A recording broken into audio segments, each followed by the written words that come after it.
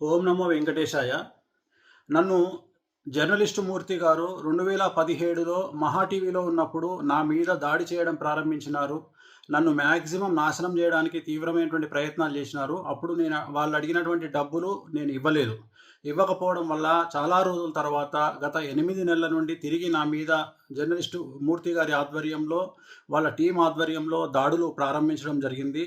డబ్బులు ఇచ్చి నాకు వ్యతిరేకంగా జ్యోతిష్యులను అలాగే కొంతమంది క్లయింట్ల రూపంలో ఉండే వ్యక్తులను తీసుకొచ్చి నా గురించి టీవీల్లో డిబేట్లు పెట్టి నా గురించి చెడు ప్రచారం చేయడానికి తీవ్రమైనటువంటి ప్రయత్నాలను జర్నలిస్టు మూర్తి గారు చేస్తూ ఉన్నారు.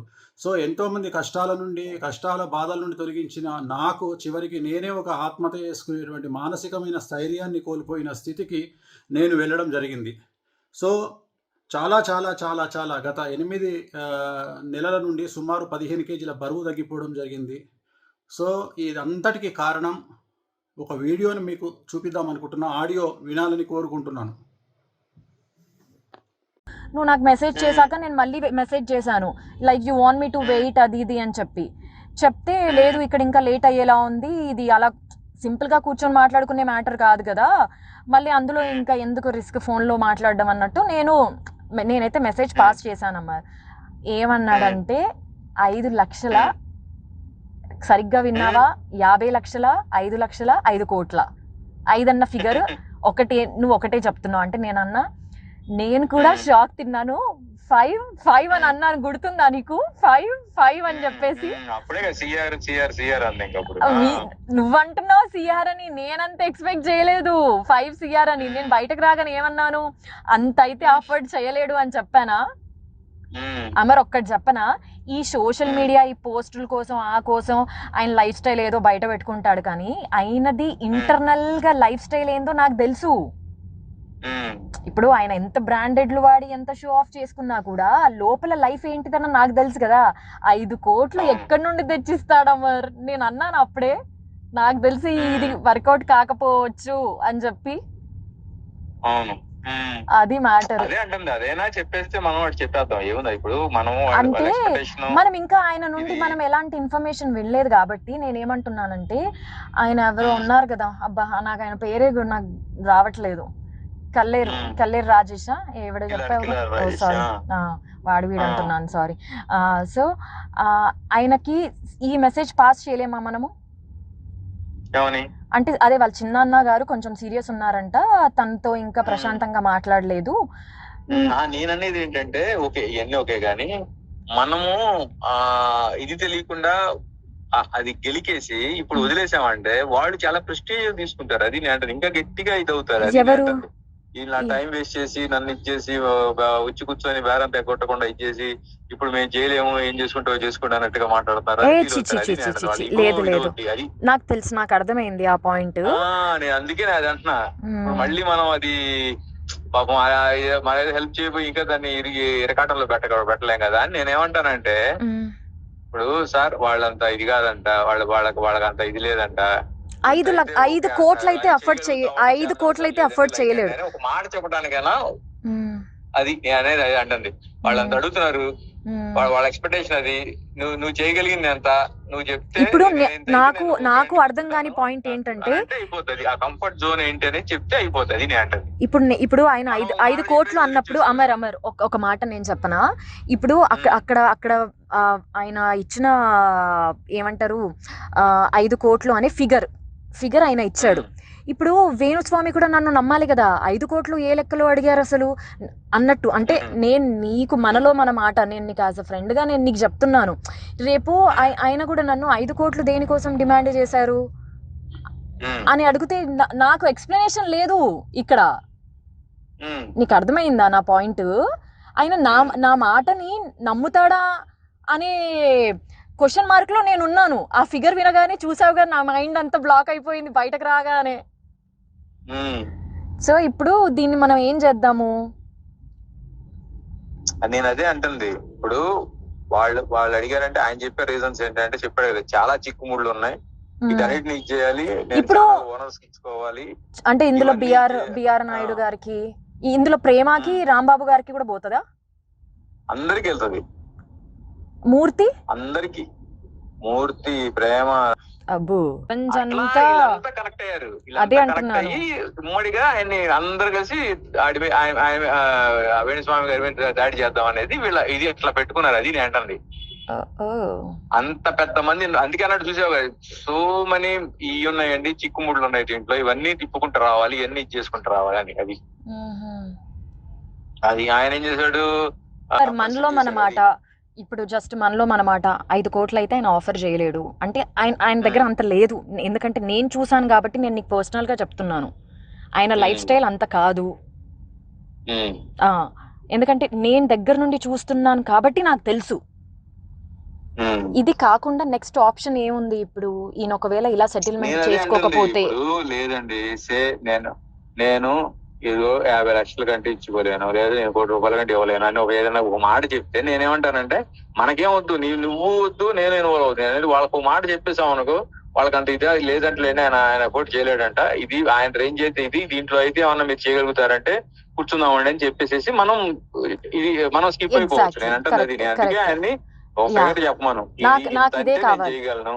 అదే అంటే అది ఓకే. ఎందుకంటే నేను ఇప్పుడు నన్ను ఇచ్చేసావు, నేను తీసుకెళ్లాను, నీ క్లియర్ గా నేనే నేను ముందు తీసుకెళ్లి కూర్చోబెట్టాను. లేదు అసలు ఈ విషయంలో చెప్తున్నాను కదా, నీతో పాటు అసలు నన్ను అక్కడ వరకు తీసుకెళ్లడమే I'm very much grateful to you. నేను చెప్తున్నాను కదా. అయ్యో నువ్వు నీ మొహలే, మనలో మనకి అవన్నీ ఎందుకు లేదు. నేను అసలు మనకు సంబంధం లేకపోయినా సరే నువ్వు అడిగావు అని చెప్పేసి నేను దాన్ని అప్పటికప్పుడే పంపించాను. ఏ కంప్లైంట్ ఇచ్చారు ఏంటి అవన్నీ పంపించాను నీకు. నేనే మాట్లాడి ఇది సెటిల్ చేయగలుగుతామండి ఆయనతో మాట్లాడి, ఇలా కాదండి సరే మీరు ఎంత ఇవ్వగలరో ఏం చేస్తారో చెప్పండి, వాళ్ళకి చెప్తాం, వాళ్ళకి ఆ ఫిగర్ నచ్చితే ఇది అవుతాం, లేదంటే నేను నా ఫ్రెండ్ స్కిప్ అయిపోతాం, ఆ తర్వాత మీరు ఏం వస్తుందో అదంతా మీరు చూసుకోండి అని చెప్తే అయిపోతుంది. నేను అంటుంది అది. మనం ఈ విషయంలో మనము అసలు ప్రవీణ్ గారికి చెప్తాం, ప్రవీణ్ గారు ఆయన కన్వే చేసుకుంటాడు, ఏమండి ఆయన 1.5 కోటి ఇవ్వాలని అంటాడు, 1 కోటి రూపాయల కంటే ఇవ్వని అంటాడు, ఇదండి పరిస్థితి అని అంటే వాళ్ళు సార్ రమ్మను వచ్చినంత ఏదో ఒకటి వచ్చింది సార్ రమ్మను ఇదే అంటే కూర్చుంటారు, లేదంటే వద్దులే మనం చాలా మందికి ఇచ్చుకోవాలి, ఇది చేసుకోవాలి, వర్కౌట్ కాదులే అంటే లైట్ తీసుకుంటా. అది నేను అంటుంది. ఇందులో ఇందులో మూర్తి కూడా తీసుకుంటాడంటావా? పక్క ఖచ్చితంగా వీళ్ళంతా పంచుకుంటారు కావచ్చు. రాంబాబు 250 రూపాయలు, 300, 500 రూపాయలు ఇవి కూడా వాళ్ళు రాంబాబు తెలుసా. మళ్ళీ ఇలాంటి వాళ్ళకి ఇంత పెద్ద పెద్ద అమౌంట్ చాలా ఎక్కువ కదా మరి. చెప్తున్నా అవి కూడా వదలరు, అళ్ళు వదులుతారు. ఇప్పుడు వాళ్ళకి అందరూ ఆడు చెప్పే లెక్క ఏంటి, ఆయన చెప్పే లెక్క అందరికి 30-40 ఇచ్చుకుంటూ వెళ్ళాలి, నేను అన్ని వీటన్నిటిని ఇచ్చేసుకుంటూ వెళ్ళాలి. ఛానల్ హెడ్లకి నేను చిల్లర ఇట్లాంటివి ఇస్తే వాళ్ళు యాక్సెప్ట్ చేయరు. ఛానల్ హెడ్లు అంటే మళ్ళీ వాళ్ళకి గట్టిగా సమర్పించుకోవాలి, అవన్నీ చేయాలని చెప్పేసి ఆయన దీంట్లో ఇది ఉండలే. కానీ మనం ఎంత చేయగలం, ఎంతవరకు ఎందుకంటే నేను ఎందుకు అడుగుతున్నానంటే దాంట్లో వాళ్ళు చేయగలరా లేదా అనేది చెప్తే అయిపోద్ది అంతే. అంటే నేను రేపు ఆయనకి ఎక్స్ప్లెనేషన్ ఇచ్చుకోవాలి కదా అని. నీకు ఒక చిన్న ఇది ఇస్తాను చూడు, వాళ్ళతో మాట్లాడుకొని వాళ్ళతో డీల్ చేసుకుని అప్పటికి నేను కూడా రానంటే రా మరి నువ్వు అని నువ్వు లోపలికి రమ్మంటే వచ్చి లోపలికి. అవునా కదా? నువ్వు లేకుండా ఎలా వెళ్తాను? నువ్వు కూడా రా, నువ్వు ఉంటే ఇది ఉంటుందంటే సరే నేను ఇక ఆడపిల్లని ఒకదాన్ని లోపలికి పంపించాను కరెక్ట్ కాదని చెప్పి బాలు వాళ్ళ కోట్లు వేసేద్దాం, ఆయన ఒకటి చెప్పమను, మనం జస్ట్ కన్వే చేద్దాం ఇదని. వాళ్ళు అది ఓకే అనుకుంటే ఇదవుతారు, లేదంటే మనం జస్ట్ చెప్పగలిగాం, నువ్వు నన్ను స్క్రీన్ షాట్ అదేంటది ఆ కంప్లైంట్ కాపీలు పంపించమన్నా పంపించాను, ఆ తర్వాత ఏదో అనుకున్నాం వర్కౌట్ కలిపి మనం లైట్ తీసుకుంటాం. అది నేను అమ్మో లేదమ్మా లేదు ఇక్కడికి ఎండ్ చేసేద్దాం. నేను బయటకు వచ్చినప్పుడు ఏమన్నాను, ఇప్పుడు కల్పించేసి సో అండి తనే చూస్తుంది అని చెప్పేసి నేను వెళ్ళిపోదాం అనుకున్నా యాక్చువల్ గా. బట్ నాకెందుకు నేను తీసుకొచ్చాను, నేను ఉండాలి పక్కన, తన పక్కన ఉండి నేను అది నేను అనేది ఏంటంటే మనకు నువ్వు ఏది చెప్పేసే ఇది ఇవన్నీ ముసుగులో గుద్దులాట్లు కదండి, మాకు వేరే ఇంట్రెస్ట్లు కూడా ఏం లేవు, మీరు చెప్తే అదంతా వాళ్ళకి చెప్తాం, వాళ్ళకు నచ్చితే రమ్మంటే వెళ్ళి కలవండి, లేదంటే అవదని చెప్తారు వాళ్ళు, నేను చెప్పేస్తాను అంతే. ఇంతవరకు అయితే మేము తీసుకుంటామండి. ఇప్పటికే మనం కొంచెం అంటే ఎక్కువే తీసుకుని వెళ్ళాం, అంటే మనం అది ఎక్స్పెక్ట్ చేయలేదు కాబట్టి ఏదో సెటిల్ చేద్దాం అన్నట్టు. అసలు నాకు మైండ్ బ్లాక్ అయిపోయింది. ఇలా ఉంటాయా సెటిల్మెంట్లు అంటే? వామ్మో నేను ఎక్కడికి వచ్చాను, ఏం జరుగుతుంది నా వెనకాల? నాకు అసలు అవన్నీ ఇప్పుడు నాగేంద్ర నచ్చాడు కదా గైరతాబాద్ ఎమ్మెల్యే. అవునవును ఎమ్మెల్యే ఇప్పుడు చెరువులో ఏదో ఇది కట్టాడని చెప్పేసి ఇప్పుడు ఈ హైడ్రా అని చెప్పి నడుస్తుంది. ఇప్పుడు రంగనాథ్ అని చెప్పేసి కమిషనర్ ఇప్పుడు ఆ అక్రమ కట్టడాలు మొత్తం కూల్స్తున్నాడు అనమాట, వీటిలో కట్టినవన్నీ. ఓకే సో ఓకే దాంట్లో వాళ్ళిద్దరికి పెద్ద ఇష్యూ అయింది. ఇప్పుడు అది అక్కడ సెటిల్మెంట్ అవుతుంది ఇప్పుడు. అందుకని జస్ట్ ఎస్సా నోనా లేదంటే స్టిల్ వెయిట్ చేద్దాం, ఇంకా ఏదైనా మాట్లాడాలని ఉంది అని అంటే నువ్వు మెసేజ్ చాలు నాకు. వీడియో చూశారు కదండి. ఆ ఆడియోలో మాట్లాడింది జర్నలిస్ట్ అమర్ గారు. అతను తెలియని వాళ్ళు ఎవరు లేరు. వీరు సీనియర్ జర్నలిస్ట్ అమర్ గారు కాదండి, ఇతను జూనియర్. మూర్తి గారి అనుచరుడు. ఇతను TV5 మహా టీవీ అన్నిట్లోనూ పనిచేశాడు. ఇప్పుడు ఎక్కడ చేస్తున్నాడు ఒకటి తెలియదు, ఛానల్లో ఉన్నాడు, జర్నలిస్ట్ అనమాట. సో ఒక జ్యోతిష్కుడికి 5 కోట్లు ఇవ్వమని మమ్మల్ని వారం రోజుల నుంచి మాకు మనశ్శాంతులు లేవు, నేను డల్ అయిపోతే ఇంట్లో వాళ్ళు డల్ అయిపోతారని ఎక్కడికి బలవంతంగా యాక్టివ్గా ఉన్నాను. ఇద్దామంటే 5 కోట్లు అంటే మాట్లాడండి. నా బంగారం, నా కూతురు బంగారం కూడా అమ్మినా దాంట్లో 5% కూడా రాదండి. ఆఖరికి సూసైడ్ కూడా చేసేసుకుందాం అనుకున్నాను. కాకపోతే సూసైడ్ చేసుకుంటే వీళ్ళు ఎలా క్రియేట్ చేస్తారు తెలుసా? వేణుస్వామి మీద వచ్చిన వాటిని తట్టుకోలేక ఆత్మహత్య చేసుకున్న వీణ శ్రీవాణి అని వేసేస్తారు. నా చావు అలా వృధాగా పోకూడదు. ఈ వీడియో, ఈ ఆడియో బయటకు లీక్ అయిన తర్వాత మాకు ఎలాగో థ్రెట్ ఉంటుంది. వాళ్ళు మమ్మల్ని ఎలాగో చంపేస్తారు.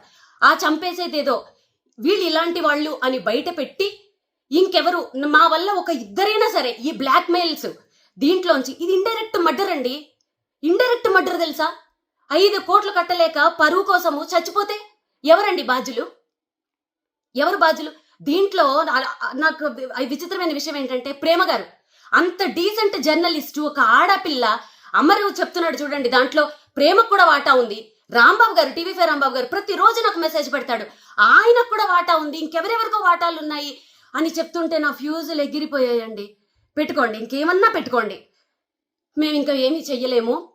ఇది మా మరణ వాంగ్మూలం అనుకోండి, ఏమన్నా అనుకోండి.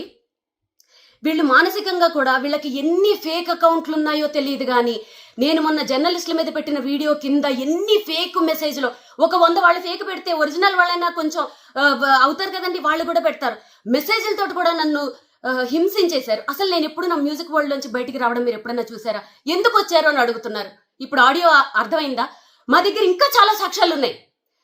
మా మనిషి కిలారు రాజేష్ అనే వ్యక్తి జూబ్లీ హిల్స్ క్లబ్ లో పెట్టిన మీటింగ్ అది. మా దగ్గర ఇంకా సాక్ష్యాలు ఉన్నాయి. ఆయన సెక్రటరీ జూబ్లీ హిల్స్ క్లబ్ కి, అక్కడ పెట్టిన మీటింగ్, అక్కడికి వెళ్ళింది నా పర్సన్. ఇంకా మా దగ్గర చాలా సాక్ష్యాలు ఉన్నాయి. అప్పటి వరకు మమ్మల్ని బతకనిస్తే మేము ఇంకా బయట పెడతాం. ఈ వీడియో చూసిన తర్వాత మాకు జర్నలిస్టులే సపోర్ట్ చేస్తారా, బ్రాహ్మణ సంఘాలే సపోర్ట్ చేస్తాయా, చదువుకున్న వాళ్ళు సపోర్ట్ చేస్తారా, పోలీసులు సపోర్ట్ చేస్తారా, లాయర్లు సపోర్ట్ చేస్తారా? మీరు దీన్ని సుమోటోగా తీసుకుని, ఒక ఆడపిల్ల అనుకోండి, ఒక ఫ్యామిలీని అనుకోండి, ఇలాంటి 5 కోట్ల జ్యోతిష్ అని చెప్పినందుకు 5 కోట్లు మీరు డిమాండ్ చేసి బ్లాక్మెయిల్ చేస్తున్నారంటే, మీరు మిగిలిన వాళ్ళ దగ్గర ఎంత చేస్తున్నారు? ఎంతమందిని చంపేస్తున్నారు మీరు? మేము చచ్చిపోయినా పర్వాలేదు, ఈ కేసుని ఎవరైనా సుమోటోగా తీసుకుని మమ్మల్ని కాపాడితే మేము నెక్స్ట్ వీక్ కూడా బయట పెడతాం. లేదంటే ఇదే మా ఆఖరి వీడియో అనుకుందాం. ఓం నమో వెంకటేశాయ.